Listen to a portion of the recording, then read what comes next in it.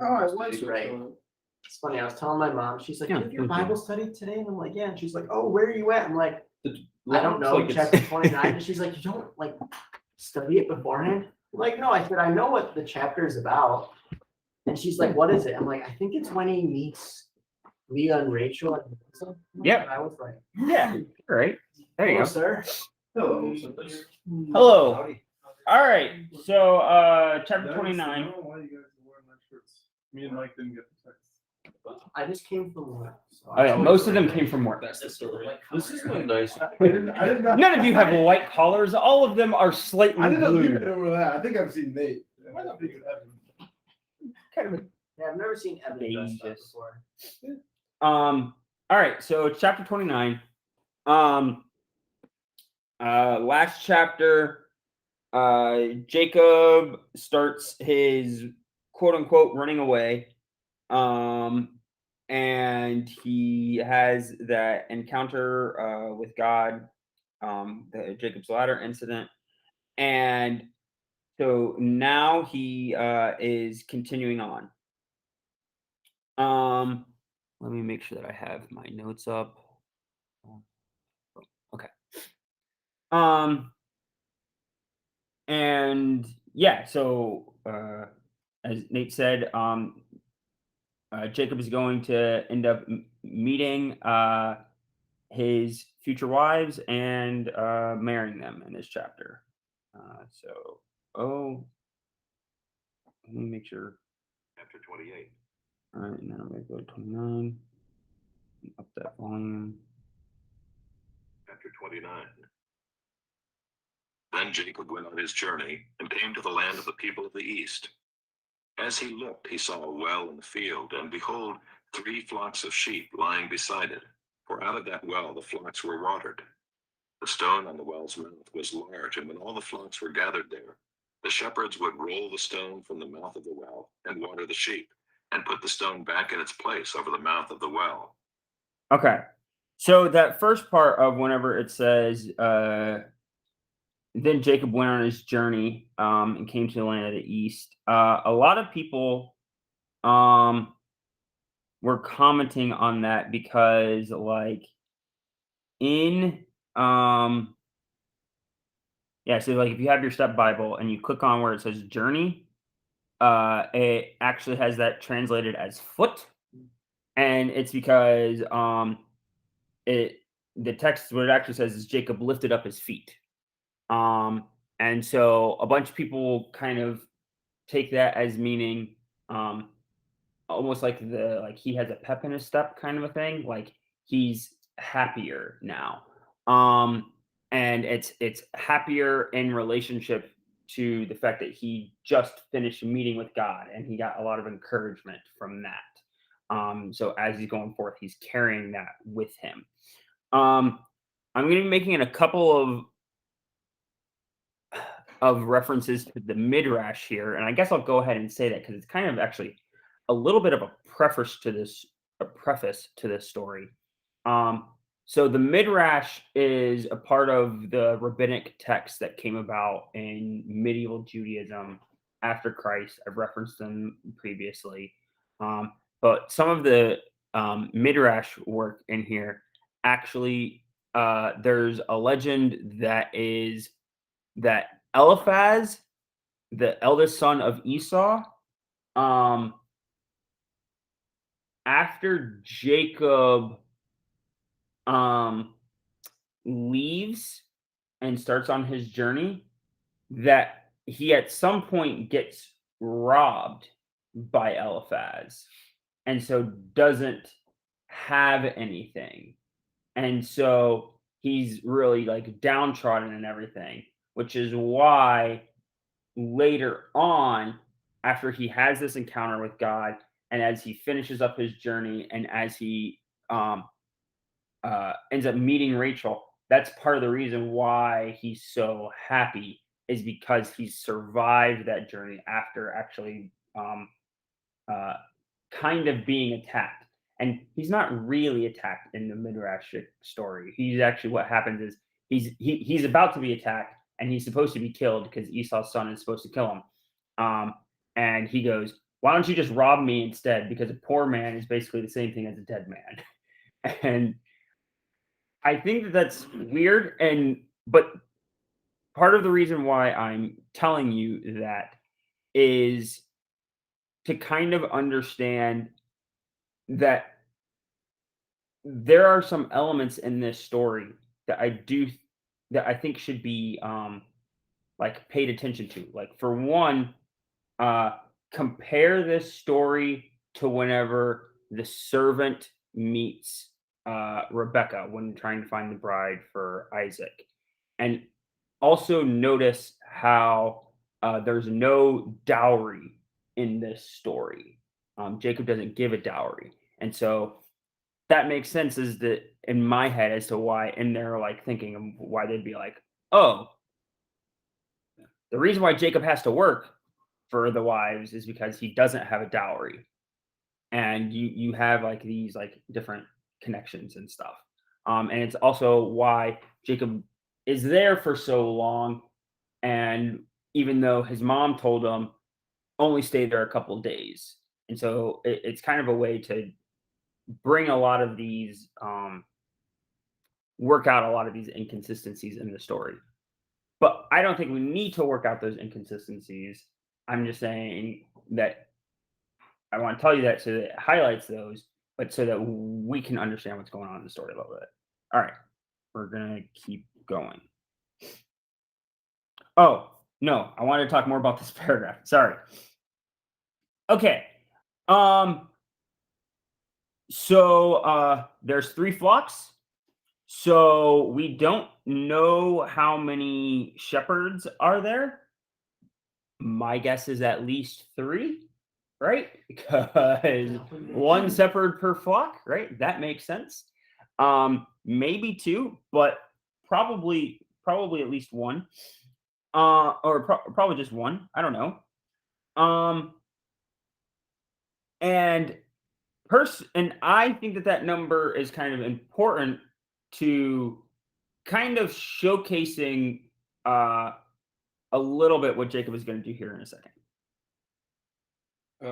Jacob said, Doesn't this sound like, well, because we're just coming off of the Easter service. Yes, it does. Doesn't this and I sound- was going to mention it. Doesn't it sound a lot like one sheep and shepherd references, but also moving a stone from and releasing water, Yes, which is a parallel to Jesus as living water. it's on my notes. Okay.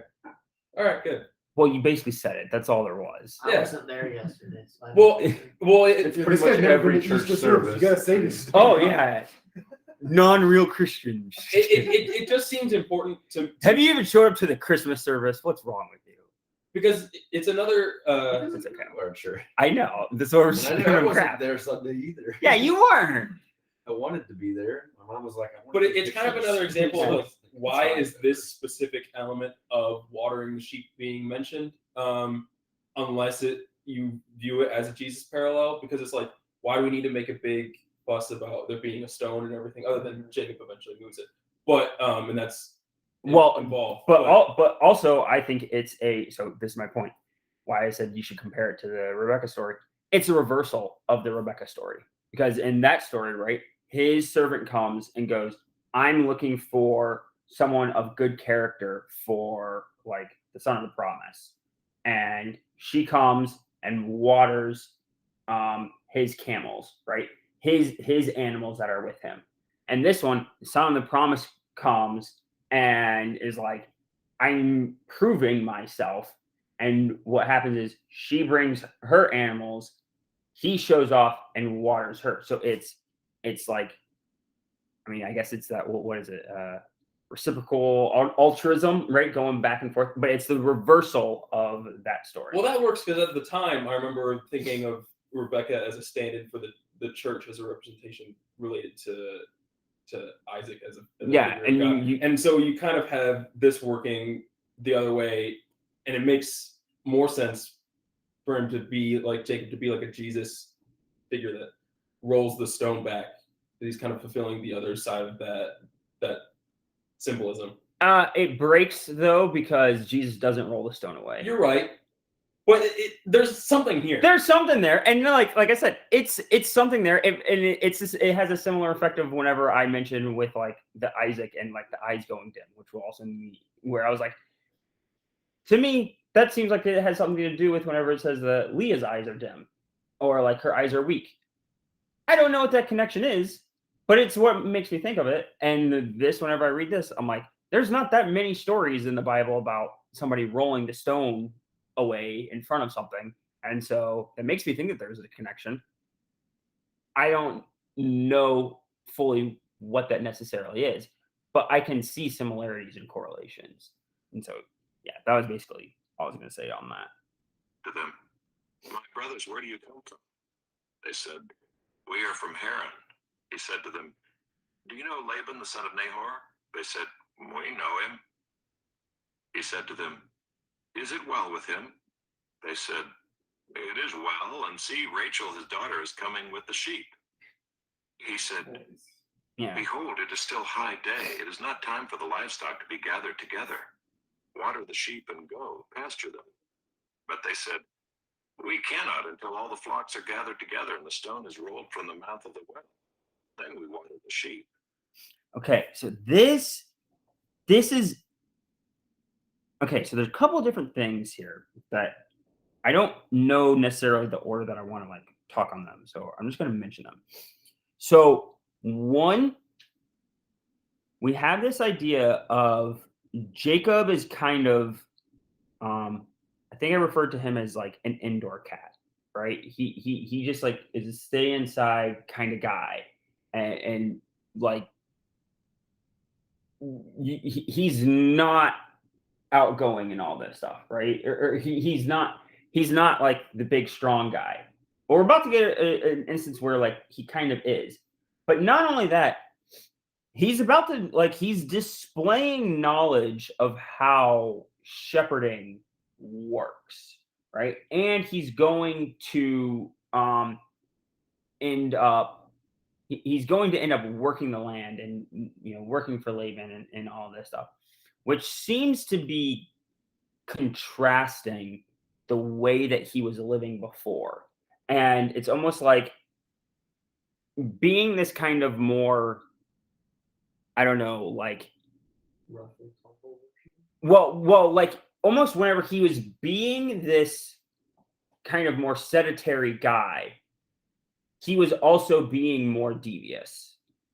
And kind of his punishment is that he's having to live a harder life. And to me, that also mimics like the fall, right? Of being like, okay, you were in the garden, but now you have to go work the land and like all this stuff. And but through that, God is going to take him, bring him up out of it. But so what's going on here? So I don't have like any significance to really say on this, but just to say like, okay, so, and I guess I'll pose some questions to you guys.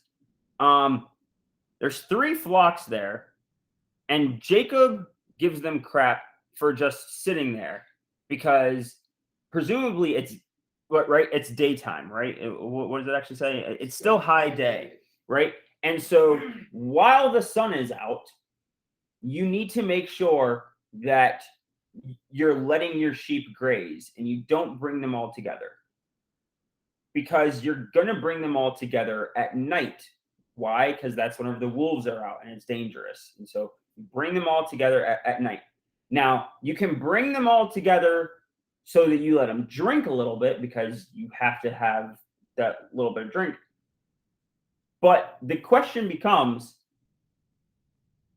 why aren't they opening it? Are they in it? The reason why it says that we cannot until all the flocks are gathered together and the stone is rolled from the mouth of the well. So are they waiting for the last flock, which is Rachel's flock, or are they waiting till they have enough people to roll the stone away? I don't know. It's not clear. I'm not sure why they wouldn't, if they have enough people already, I'm not sure why they wouldn't just go ahead and roll the stone away unless there's like I don't know, doesn't make sense to me. Like, just because the last person's not there, it's like, okay, well, we'll go ahead and get ours gone, and then whenever, you know. So it seems like they don't have enough people. I don't know. So I'm just pointing that out there to be like, that's a thing that doesn't make sense to me from like the point of view of the story. But either way, Jacob's going to use it to flex. So While he was still speaking with them, Rachel came with her father's sheep, for she was a shepherdess. Now as soon as Jacob saw Rachel, the daughter of Laban, his mother's brother, and the sheep of Laban, his mother's brother, Jacob came near and rolled the stone from the well's mouth and watered the flock of Laban, his mother's brother. Then Jacob kissed Rachel and wept aloud. And Jacob told Rachel that he was her father's kinsman, and that he was Rebekah's son, and she ran and told her father. okay. So I love that he explains it after he like kisses her and cries in front of her. Oh, yeah. By the way, It's totally okay though, we're cousins. Like, yeah, so like everything about this kind of interaction is just weird. Like, is what Jacob's like, is what he doing, is it him showing off? It kind of seems like it's him showing off. Is it showing that he has like the strength of 3 guys because the 3 shepherds before him could do it, or more than that because we don't know how many shepherds were there? maybe he just 3 got guys all and a pumped woman. up. He's stronger than 3 guys and 1 woman. Whenever his crush is nearby, he has that strength. Yeah, exactly. Also, apparently, this is a fun factoid, which I haven't verified, so who knows. This is apparently the only place in scripture where an unmarried man kisses an unmarried woman. And also he cries after. So like Maybe that's why. it's really That's why he weird. cried. He was like, this is wrong. Yeah, he immediately knew that he was sinning This is again. unbiblical. There's no precedent, but it feels wrong. Moses, write this down. I want it to be okay.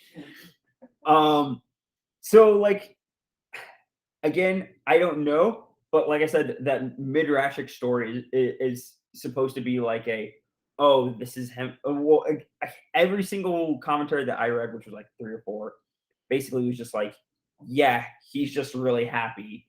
We don't have any other explanation for it. What if he wept? That's because- what it is. Because this is Rachel's first time ever seeing him, and she just went, "What are you doing?" What if it was the first What- kiss what- and he was really bad? yeah, what? Oh, the kiss sucked.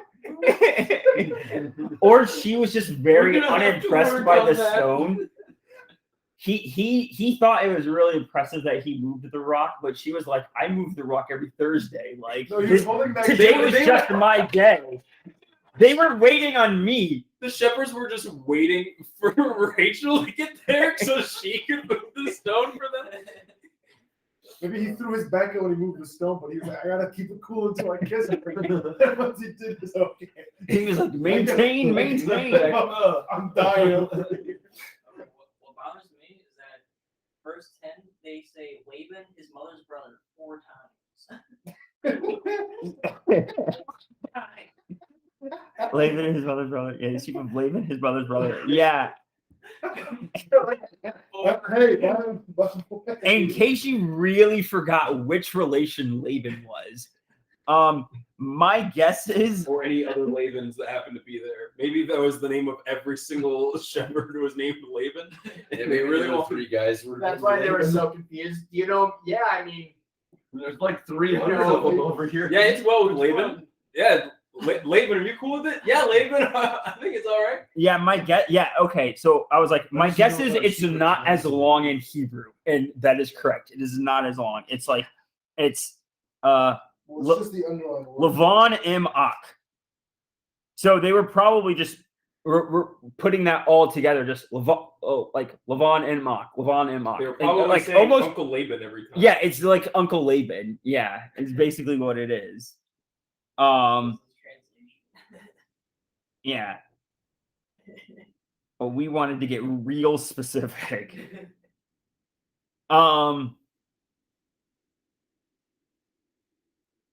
Yeah, I really didn't have anything to say other than just that passage is weird. It's just a funny little episode there. Yeah. As soon as Laban heard the news about Jacob, his sister's son, he ran to meet him and embraced him and kissed him and brought him to his house. Jacob told Laban all these things, and Laban said to him, "Surely you are my bone and my flesh." And he stayed with him a month. Which I think that line is interesting, right? Because and I forgot to look this up. Isn't that what Adam says to Eve? What? Surely you are my bone and my flesh. Something. Yeah, something Similar to along that. those lines. Yeah, and yeah, no, this is now bone of my bones and flesh of my flesh. And yeah, so you have Laban saying that to After he did kiss him. yeah. So I just find if it we more were just- more progressive, we would be reading way more we would into be that reading verse. way more into that than we should be. Yeah. the only thing Um, that I find I mean, it is. So the verse in Genesis is, the man said, "This is now bone of my bones and flesh of my flesh. She shall be called woman, for she was taken out of man."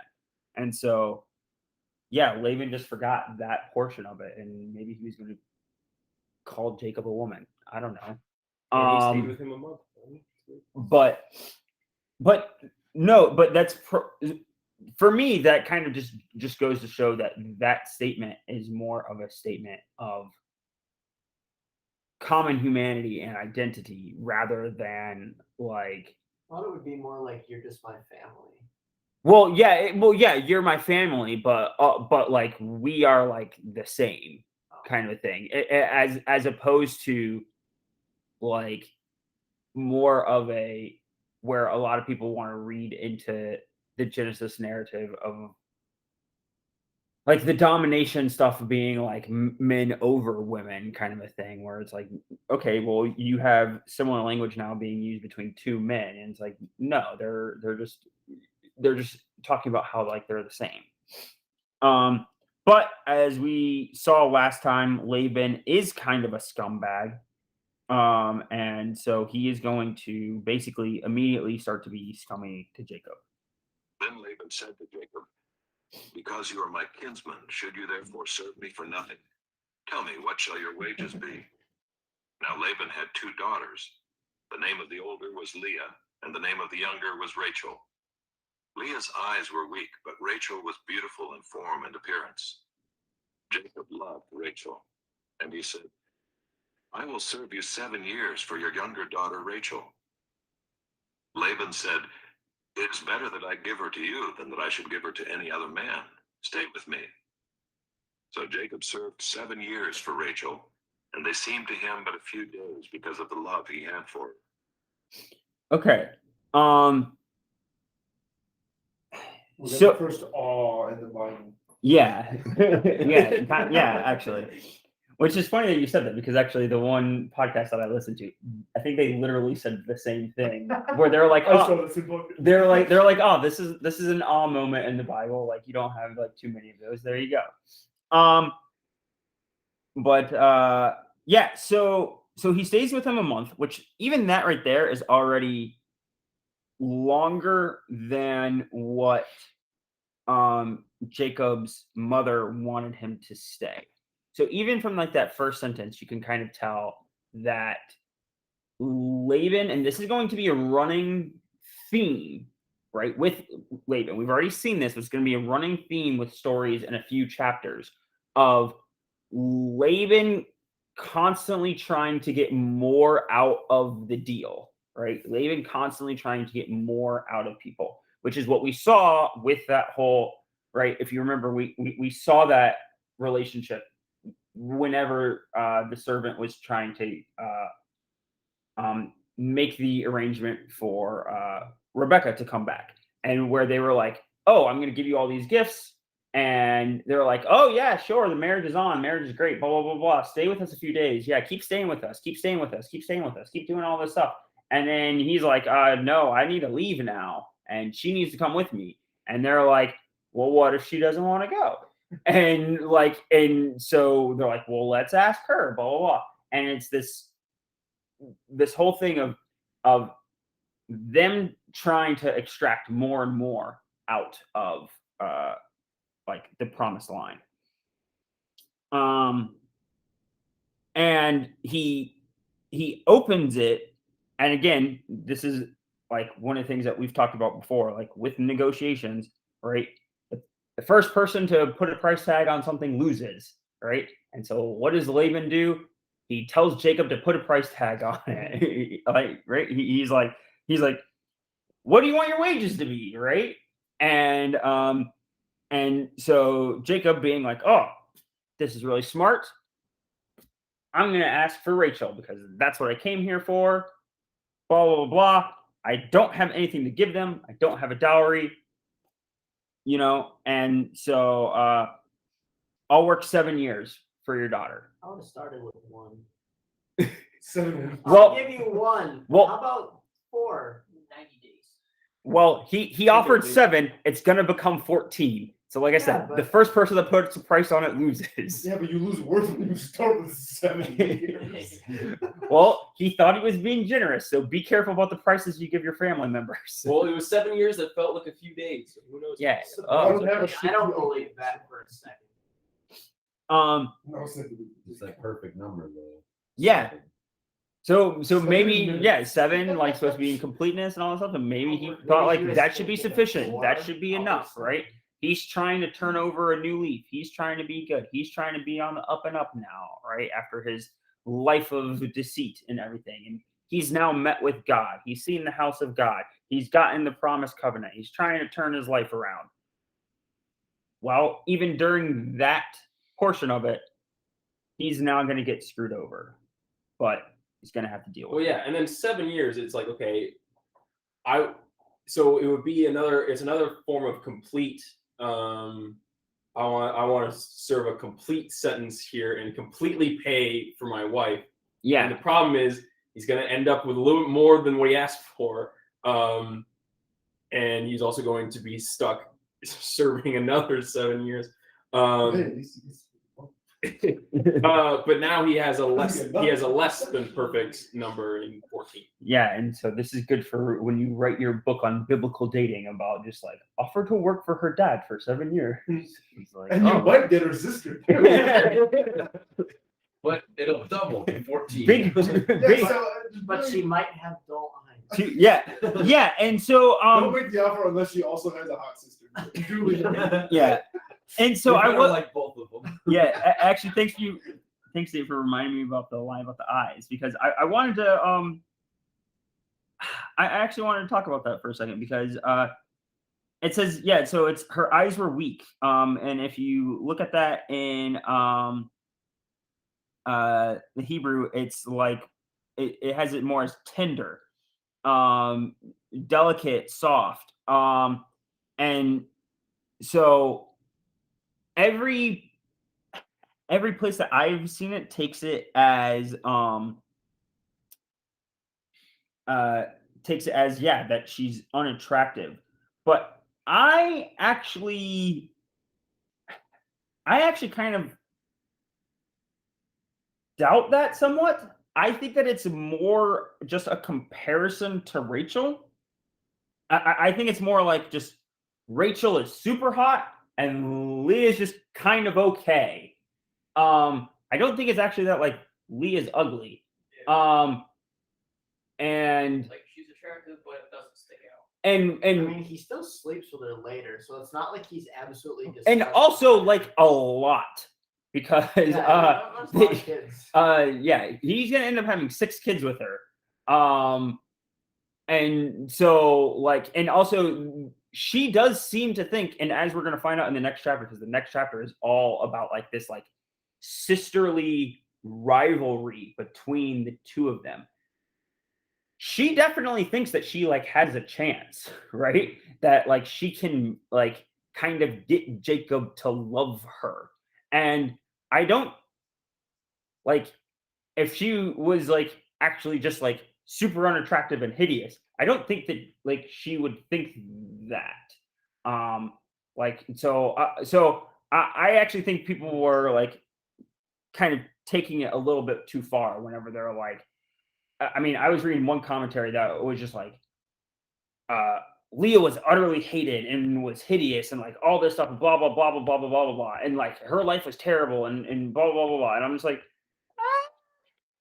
I mean, not really. Like, yeah, we do have lines, and we're gonna get lines like later about how like she feels like she's hated and like all of this stuff, and it does definitely say that Jacob like loved Rachel more, but it doesn't seem to me like she's like just completely like, I don't know, like thrown under the bus, I guess think is it'd what I be want to more, say. More important to know. I mean, we could find out just by peering through, maybe off the top of your head. But does he have more children with Leah? Yes. After he already has one with Rachel. So he has, so the way that it goes is So it the goes concubines kind of it goes Those are the four it goes four with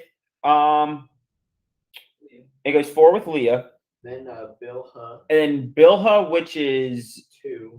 yeah, it's 2 with Bilhah, which is Rachel's servant, and then I believe it's 2 with Zilpah, which is Leah's servant, and then it's 1 with Leah again.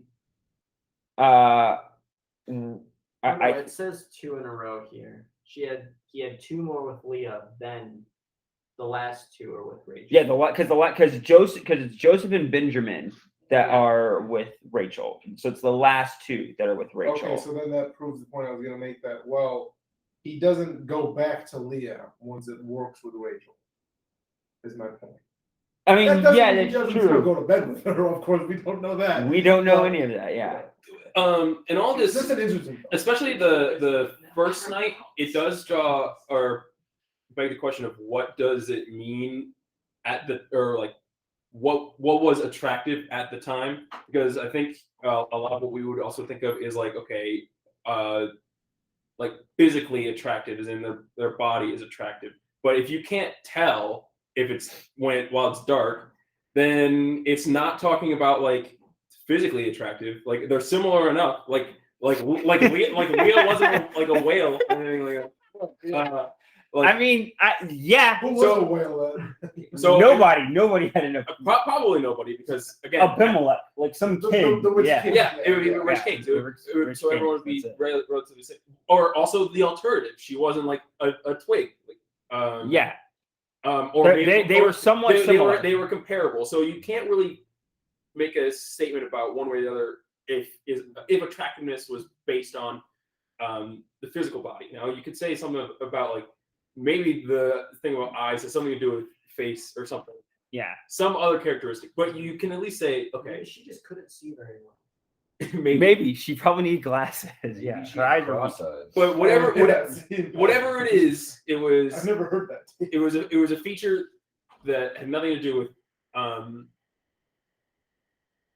her body. Generally. I would think so. Yeah. Yeah, so I definitely do mostly agree with your take, Kyle, that she probably really wasn't. Yeah. I think this, I just see a lot of like, Hate toward her. well, like, no, I just feel like I see a lot of stuff in commentaries where people just over exaggerate stuff. And I feel like this is one of those instances where people are taking something that's in there and just over exaggerating it beyond what it probably is. And they're not thinking about all of the things that happen in the rest of the story that would like try to make some sense out of what's going on. And so that's what I'm just trying to, I mean, that's kind of my overarching goal with doing this Bible study the way that I'm doing it, is being like, hey, pay attention to the things that came before and the things that come after, and see what other people say about this stuff, see what you think about it, and decide, does that make sense? Like, what makes the most sense here, and how should we try and think about these different things? Yeah, like honestly, I feel like the biggest counter argument to like all what you're saying of that she wasn't that bad is like, well, the only reason why she would think she had a chance was because she was first and like Jacob was really just wanted that bad, you know? That's all I can think of. Well, and you also have like a bunch of weird stuff in the background of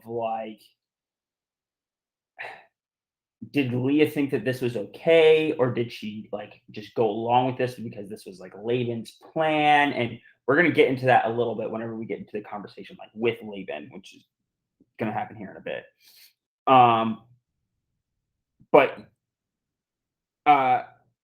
but like it definitely does seem like Leah is supposed to be kind of a bit of a tragic figure and a bit of the downtrodden figure, but Rachel also has kind of her own tragic stuff that goes on with her barrenness, and so and we'll be talking about that more next chapter because the next like 2 chapters are really about their like back and forth. But That's it's 3 generations in a row of taking too long to have kids. yeah, well, It's not with the same one. but so it's also who gets it? but it's for me this is kind of the this is the first real big instance that we have of female rivalry in the Bible. We had male rivalry very early on with Cain and Abel, right? And we've seen male rivalry and how that comes up in a lot of the violence and everything. And this is kind of the first example of female rivalry, and it is interesting how that it the way that I see it, I see like female rivalry has a lot more to do with reputation than it does with like physical interactions, and it really seems like to them that their reputation is based off of how many kids that they have. Well, Based you can on physical you could- you would have to distinguish or establish rivalry as meaning between people with like equal or semi-equal power, because I would say Sarah and Hagar. Oh yeah, no, that's true. Because they're in a similar, actually, pretty much the exact same situation, except Sarah. They has are in the same. actual. No, you're right. Hagar also doesn't really try to compete. Well, I guess Kinda so. like, The oh, way I that I Well, no, she because Hagar, after having Ishmael, is like, well, she has the verse about like, That's true. Sarah couldn't do that. She Her gets- own. so she does you get you one are verse, right but about then that. she gets But then I beaten guess up. I'll reword it as between siblings. Yeah, Because or they're- between like equals, if you want to phrase it like that. I still because think it's a Hagar- better rivalry anyway, though. If we're ranking Hey, are we our I- tier I- list of rivalries? Yeah. But you guys. Who's putting in bets? I mean, there's going to be. If you could have a favorite Bible story, you could definitely have a favorite female rivalry. well, there's going to be stories about pimping out in exchange for mangroves later on. Mandrakes, yeah, which is weird. What is a mandrake? Is that like a plant? Yeah, I think it's a fruit of some kind. So I know it's not like the Harry Potter mandrake.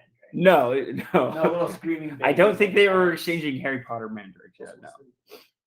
All right, let's keep going. Then Jacob said to Laban, "Give me my wife, that I may go into her, for my time is completed." So Laban gathered together all the people of the place and made a feast. But in the evening he took his daughter Leah and brought her to Jacob, and he went into her. Yeah, so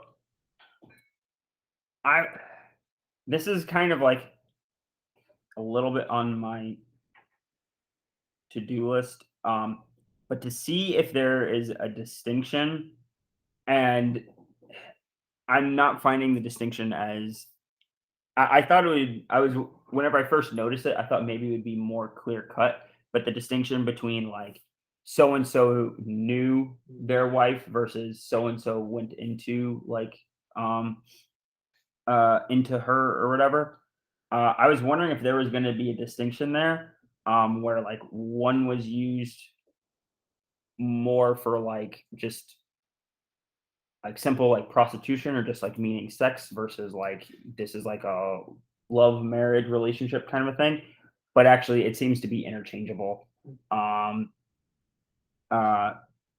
But I don't know if there's supposed to be a distinction in there, but it's very just like that's what it is.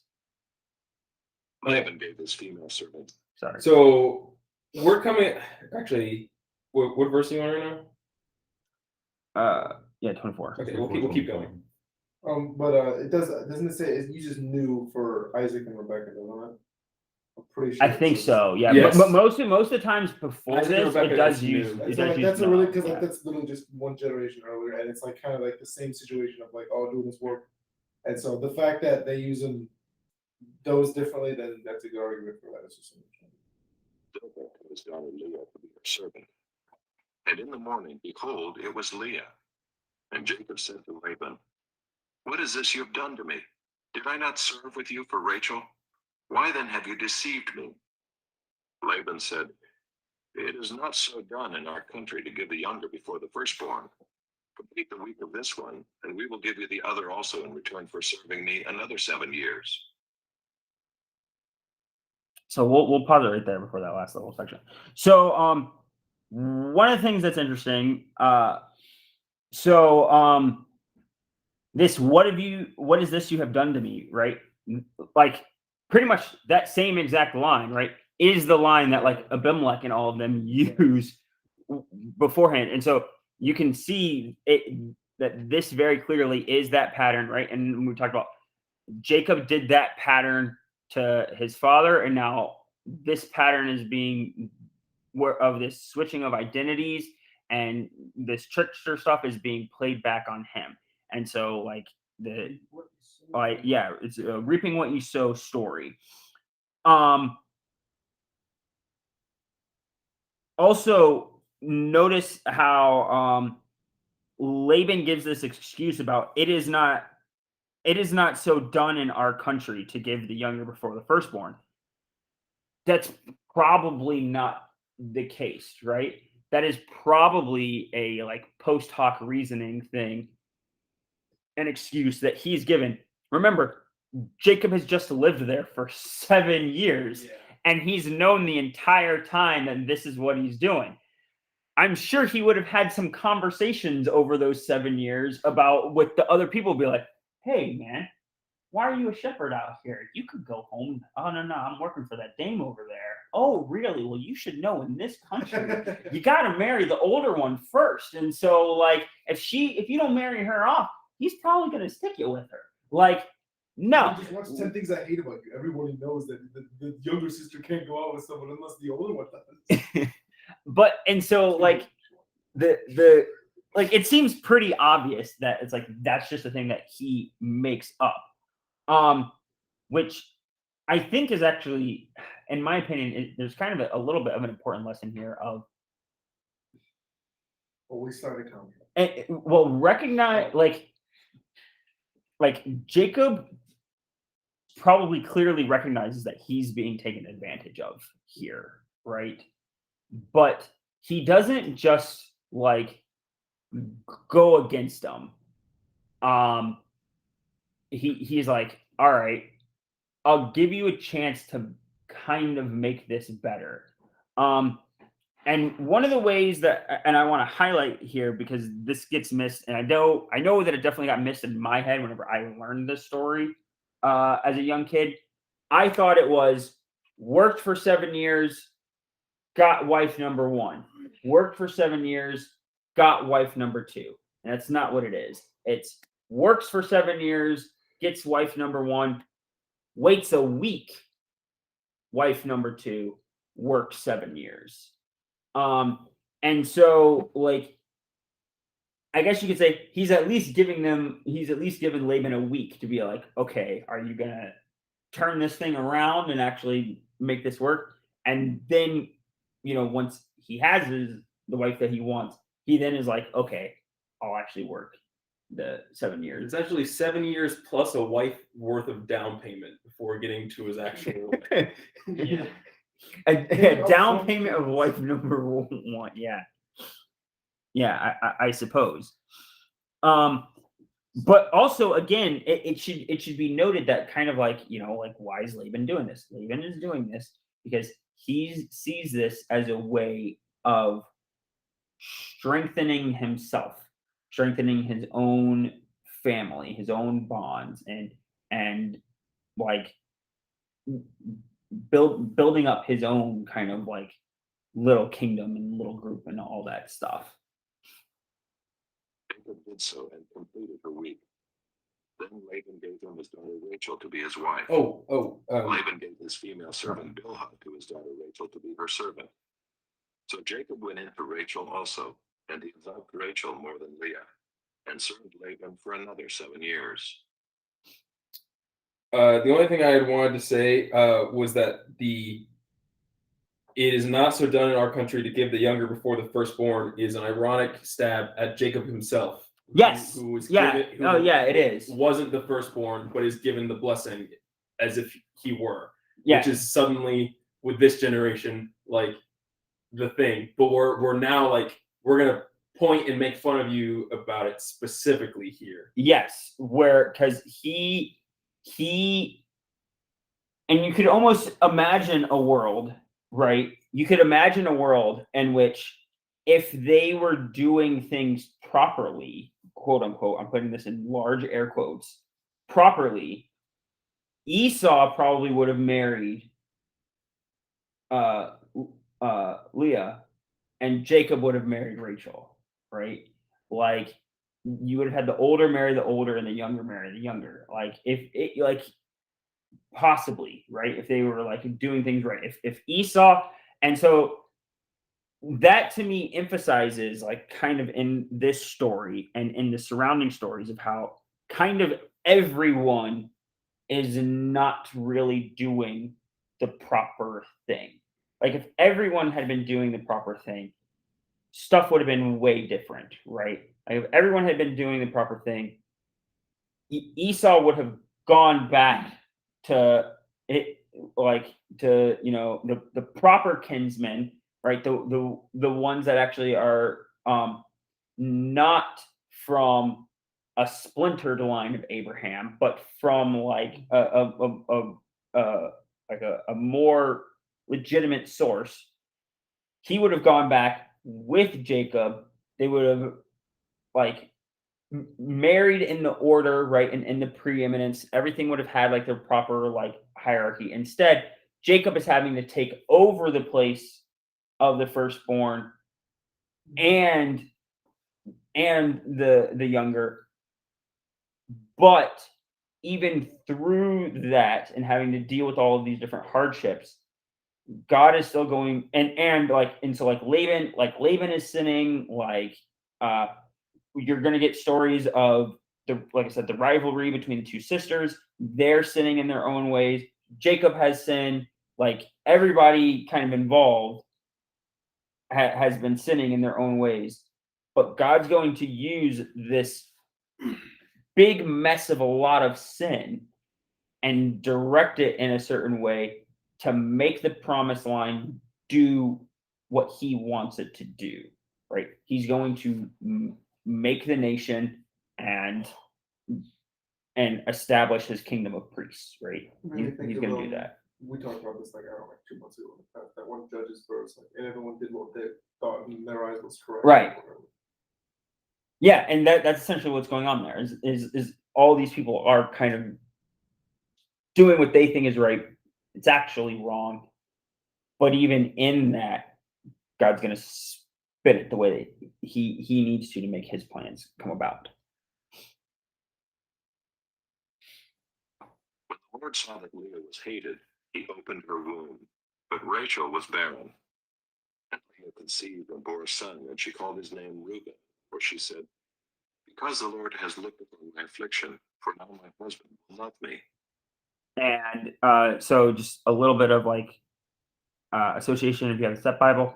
Reuben is like behold a son, right? And Ben, you should just be remembered. Ben means son in Hebrew. It comes up all the time. So it's like because when you click on son, it's like no definition available. oh, for son? Yeah. That's What right. is this nonsense? Well, it's Ben. Mine is. I'm gonna take your word for it. It's funny because mine when translating Reuben, it's Like sometimes it'll say Jesus ben Joseph or whatever. Instead of saying "behold a son," it says "see a son," and I like the amount of like sass in that. It's like "see a son." Yeah. Oh, right. And just like that that amount of sass in a name is hilarious. Right. And so even from that, it's a boom, look, I'm better. Like, That's look, true. I did the right thing right at the bat, and right, and why is she saying it? Like, for now, my husband will love me. My husband will love me because I did the thing that like a woman is supposed to do, which is provide a son. Bam. Because the Lord has heard that I am favored, he has given me this son also. Um, And she called his name Simeon.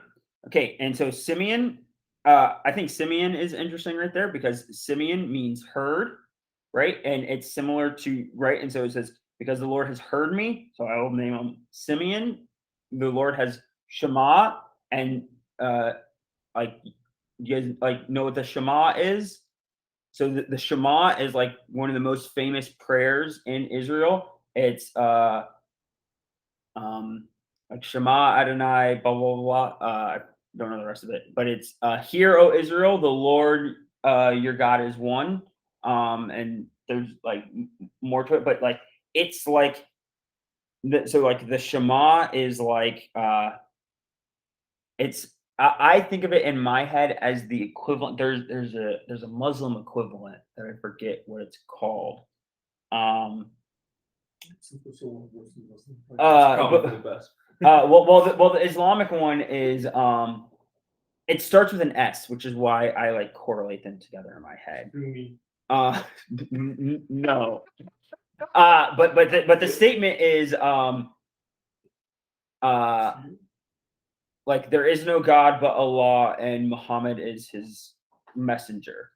That the Shahada, that's it. So that's like the statement that you say in Islam. Like if you say that and you mean that, you're a Muslim.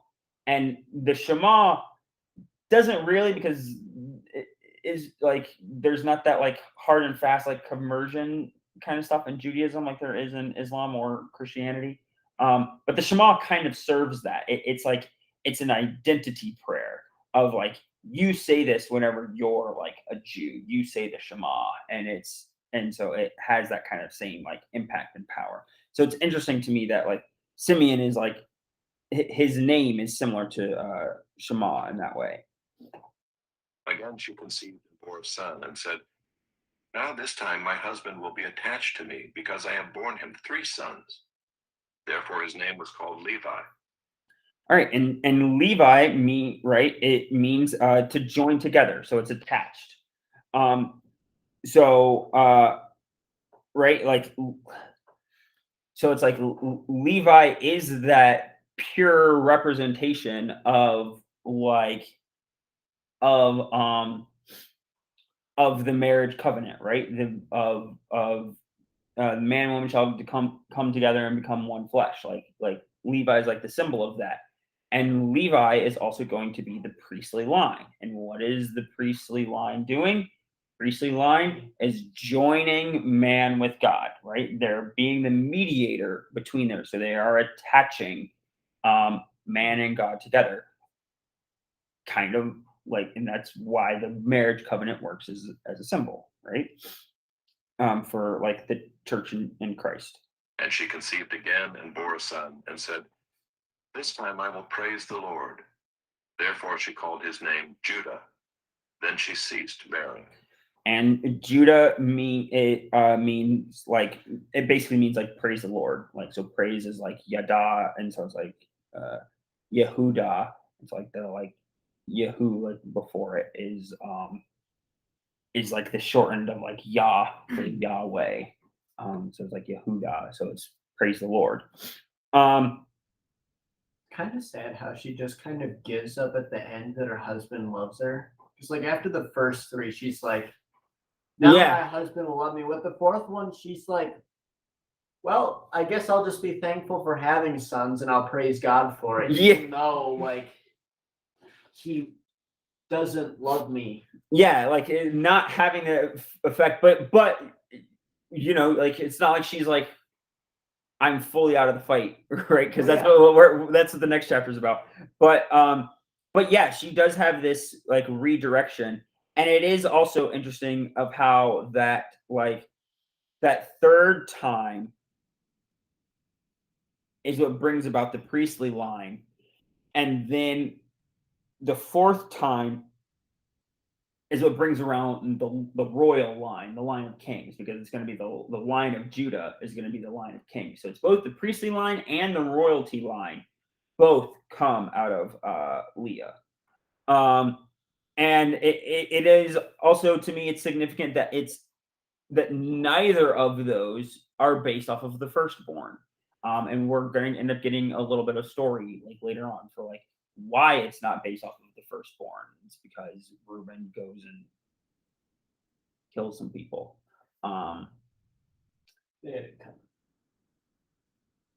They do, but and I guess so. Part of that is, and I guess one of the points that I wanted to make that I didn't is just the difference between the difference. I've mentioned this before, but the difference between prescriptivist readings and descriptivist readings, right? Like a prescriptivist might read some stories in here and say, oh, okay, if I want to date someone, I should promise to work for their father for 7 years in the hope that I marry the hot sister, but also get a second, like get the other sister too, right? Like that's how a prescriptivist would Well, read in it. that country. Oh, in that country. If I make this deal here in America, it's different. And a descriptivist would just be like, no, that's just descriptive of what the account is. Like the Bible isn't telling us that that's what we should do there. And in the same way that I don't think that the Bible is telling us that this is what we should do, I think it's also wrong to do what a lot of people do, which is apply anachronistic morality to the text, where they'll say like, oh, Jacob is sinning here just by the virtue of the fact that he has 2 wives, or just by virtue of the fact that he ends up like sleeping with the maidservants too. Like that's an anachronistic morality of like either of people of the Mosaic law or of like our morality now, like applying it back onto them. I don't really see anything from the text indicating that like that's wrong. I also don't see anything in the text indicating that that's right. And so I'm not saying that that's something that we should do, right? We should apply our standards based off of the totality of scripture and what it says about like sexual immorality and the way that stuff should work. And just recognize that this is a thing that happened at that time. This is a thing that sometimes happens even today. And clearly there are problems that come about from whenever they do it like that, but also that even with those problems, there's a way in which God has used those problems. And so just be aware of that in your own context of you might have problems with whatever is going on, but if you're trying to serve God, God's going to work those things out. Probably don't have multiple wives though, but there you go. Probably don't. I don't know. I could be wrong. Maybe Mormonism is correct. Haven't done enough study. But yeah. Accomplish that and stay single. One thing that's always so confused me about the Mormonism belief, like I understand why the guy would want to marry multiple women, because in the end it just grows like his kingdom that he gets to rule over in the afterlife. But like, what do the ladies get out of the deal other than like having to share the man? Because according to their text, they just serve him like for eternity. I don't know. We're asking non-Mormons here. Yeah. You're Just kind asking of your thought. non-preaching to the non-choir here. Yeah, couldn't tell you. I'll have to go find some. Yeah. So Go I find actually some know women or find Some women more- uncle used to live next to a Women's polygamous women. couple. They lived in a condominium complex, and he had 3 wives, each one in a different condominium, and they'd all hang out together and stuff. Did he have like different days he can hang out with each family? or Yeah, something? my uncle Have said we that stopped he'd the watch recording? him and see We which have house not he'd stopped go into recording. at We should probably night. stop the This recording. is Does anyone This have is- actual questions? Oh, no, I don't. That was an actual question. That was an actual question that nobody wants to try and answer. You need to start editing these and take this part out. I have how it should have ended for this story. He should have gone back home to see his mom so that she could tell him, "Oh yeah, my brother is kind of scummy. He's gonna do something." It was Well- only in the 7 years he takes a vacation. Well, and actually, that was going to be the things that I actually kind of forgot about mentioning. Was I don't know that Jacob ever sees his mom again. So it actually is kind of sad. Because I think whenever he comes back, there's actually no indication that he sees his mom. And I actually don't think that Rebecca's. I don't think Rebecca's death is recorded. And there was some stuff about like Rebecca why lifted is up that? on a chariot of fire. Yeah. She went out like Enoch. That part where she Um, says how because when she's talking about do this so that you get the blessing, it'll fall on me. The the curse? is Is she- her getting an off-screen death. She actually got cursed. Oh, She got that's the rough. animal Akbar. Oh, no, she got off screen. All right. All right. Well, I'll stop it there.